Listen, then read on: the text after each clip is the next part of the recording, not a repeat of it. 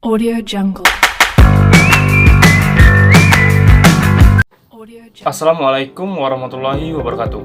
Lapor Taruna Remaja, nama Emrah Alzura, nomor pokok Taruna 1902-014. Izin Pak, izin menjelaskan. Baiklah, pertama saya akan menjelaskan mengenai tentang hukum internasional kelautan. Konferensi Hukum Laut PBB 1 pada tahun 1998 dan PBB 2 pada tahun 1960, Resolusi Majelis Umum PBB tanggal 21 Februari 1957 menyetujui untuk mengadakan konferensi internasional tentang hukum laut pada bulan Maret 1998. Konferensi ini akhirnya diadakan pada tanggal 24 Februari sampai 27 April 1998 yang dihadiri oleh 700 delegasi dari 86 negara yang dikenal dengan UNCLOS atau UNCLOS 1 atau United Nations Convention on the Law of the Sea atau Konvensi Perserikatan Bangsa-Bangsa tentang Hukum Laut. Terdapat 4 buah konvensi dari UNCLOS 1. Yang pertama yaitu Konvensi tentang Laut Teritorial dan Jalur Tambahan. Belum ada kesepakatan dan dilanjutkan di UNCLOS 2. Konvensi tentang Laut Lepas, kebebasan pelayaran, kebebasan penangkap ikan, kebebasan meletakkan kabel di bawah laut dan pipa, kebebasan terbang di atas laut. Konvensi ini telah disetujui. Yang ketiga yaitu konvensi mengenai tentang perikanan dan perlindungan sumber-sumber hayati di laut lepas. Dan yang terakhir yaitu konvensi tentang landas kontinen atau yang disebut dengan Convention on the Continental Shelf. Selanjutnya saya akan menjelaskan mengenai tentang zona laut menurut hukum laut. Indonesia merupakan negara kepulauan dengan wilayah perairan laut yang sangat luas. Hal ini menyebabkan wilayah laut memiliki peranan yang sangat penting bagi kehidupan bangsa dan negara. Konvensi PBB tentang Hukum Laut 1982 atau UNCLOS 1982 melahirkan 8 zonasi pengaturan hukum laut. Yang pertama yaitu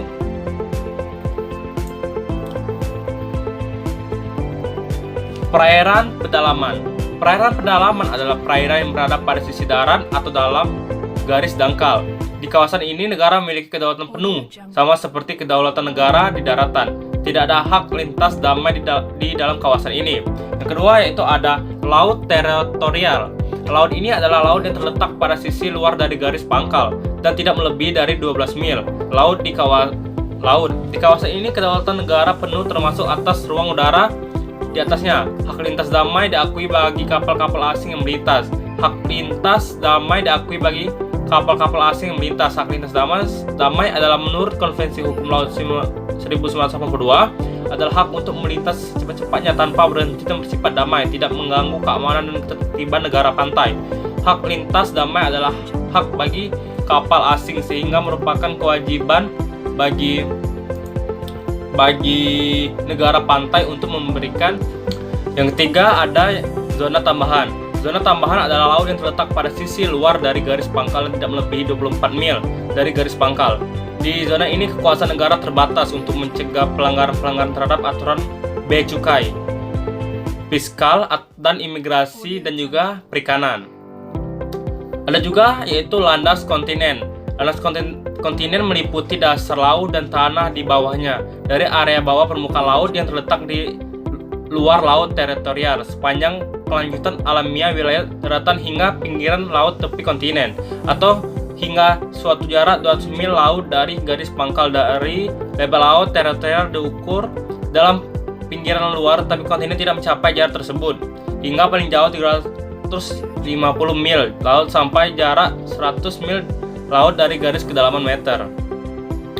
Dan juga ada zona ekonomi eksklusif atau ZEE. Adalah zona selebar tidak lebih dari 200 mil laut dari garis pangkal. Di zona ini negara pantai memiliki hak-hak berdaulat yang eksklusif untuk keperluan eksplorasi dan eksploitasi sumber kekayaan alam serta yurisdiksi tertentu terhadap pembuatan dan pemakaian pulau buatan, instalasi dan bangunan riset ilmiah, kelautan, perlindungan dan pelestarian lingkungan laut.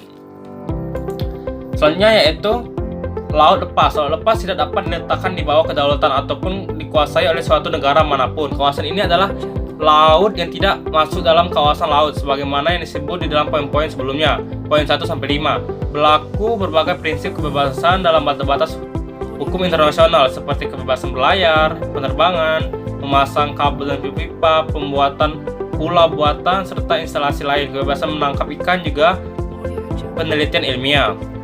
Dan terakhir itu ada dasar laut samudra dalam atau seabed area. Dasar laut samudra dalam yaitu kawasan dasar laut yang tidak terletak di dalam yurisdiksi negara manapun. Suatu kemajuan yang diperoleh oleh negara-negara berkembang di kawasan ini dengan diakuinya prinsip warisan bersama umat manusia, serta terbentuknya Badan Otorita Hukum Laut Internasional sebagai tindak lanjutnya. Apabila sebelumnya berlaku prinsip freedom exploitation tanpa ada kewajiban memberikan kontribusi pada masyarakat internasional, maka dengan diakuinya prinsip common heritage of mankind, maka siapa saja yang mengeksploitasi kawasan tersebut wajib memberikan distribusi 1% sampai 7% kepada masyarakat internasional yang dibayar melalui Badan Otorita Hukum Laut Internasional.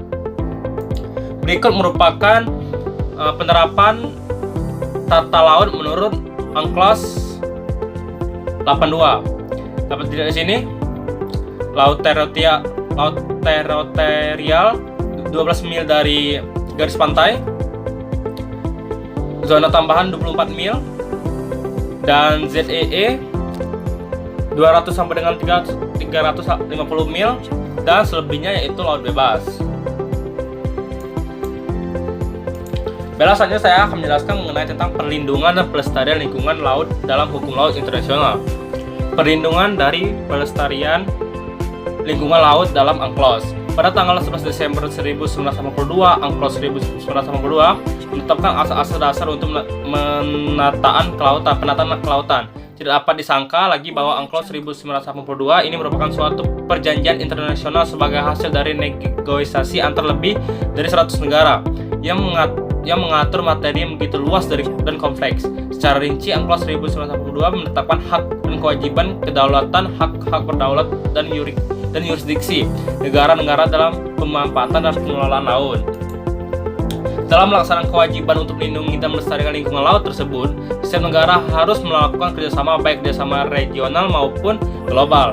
Keharusan untuk melakukan kerjasama regional dan global atau Global and Regional Cooperation diatur oleh pasal 197 sampai 201 Konvensi Hukum Laut 1982. Pasal 197 konvensi berbunyi, negara-negara harus bekerja sama secara global dan regional secara langsung atau melalui organisasi internasional dalam merumuskan dan menjelaskan ketentuan dan standar internasional serta prosedur dan praktik yang disarankan sesuai dengan konvensi bagi perlindungan dan pelestarian lingkungan laut dengan memperhatikan keadaan regional tersebut.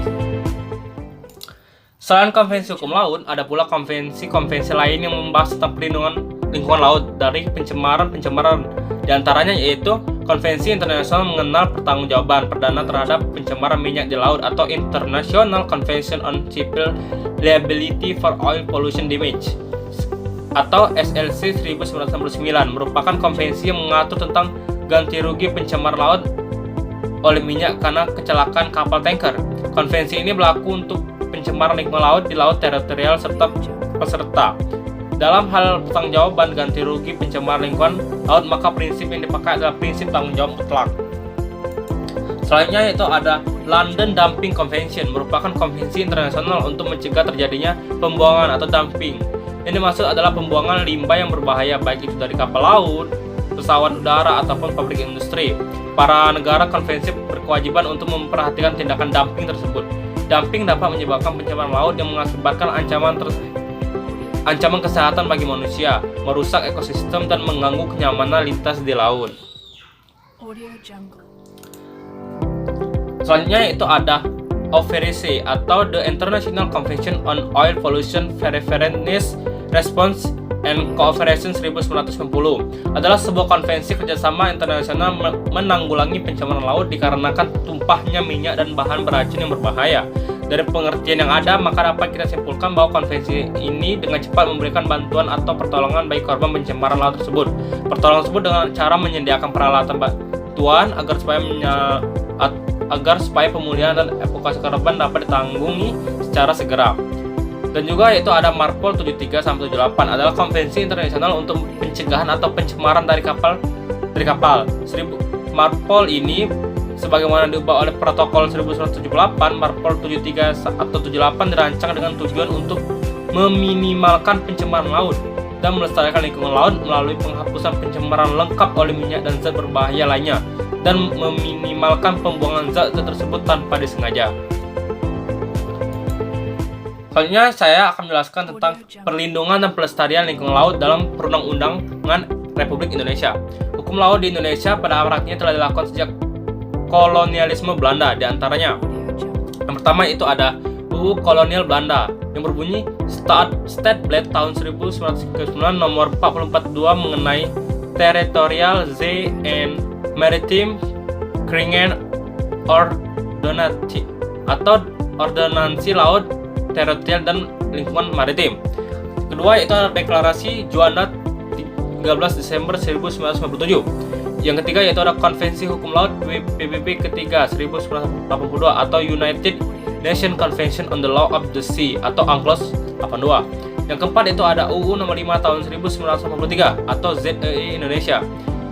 Dan selanjutnya itu ada UU nomor 17 tahun 1985 Ratification UNCLOS 3 1982. Selanjutnya itu ada UU nomor 6 tahun 1996 tentang perairan Indonesia.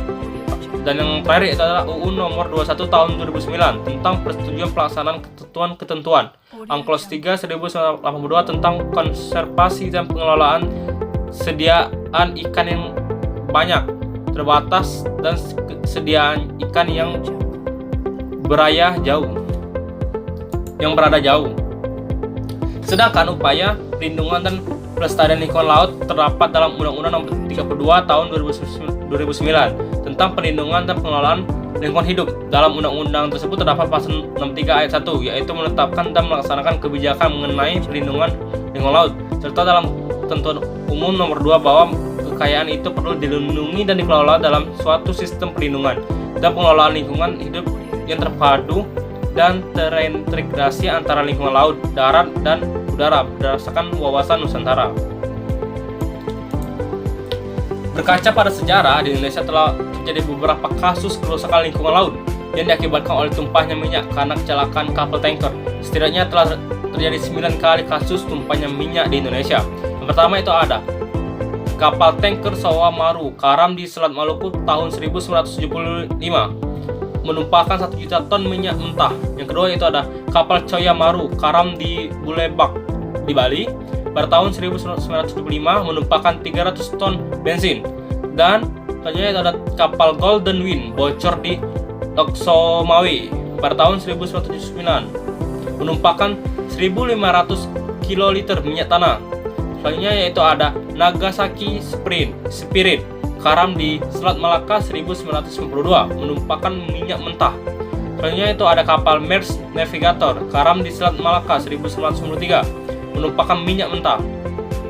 Bandar Ayu karam di Pelabuhan Cilacap 1994. Selanjutnya itu ada kapal Mission Viking karam di Selat Makassar 1997. Selanjutnya itu ada kapal MT Natuna Sea karam di Pulau Sambu tahun 2000. Dan yang terakhir itu ada kapal MT Karisma Selatan terbalik di Dermaga Mira, Pelabuhan Tanjung Perak, Surabaya pada tahun 2007 menumpahkan 500 kiloliter MFO atau Marine Fuel Oil. Sekian video saya mengenai tentang hukum laut dan pelindungan dan perawatan pada laut. Semoga dapat bermanfaat. Wassalamualaikum warahmatullahi wabarakatuh. Audio Jungle.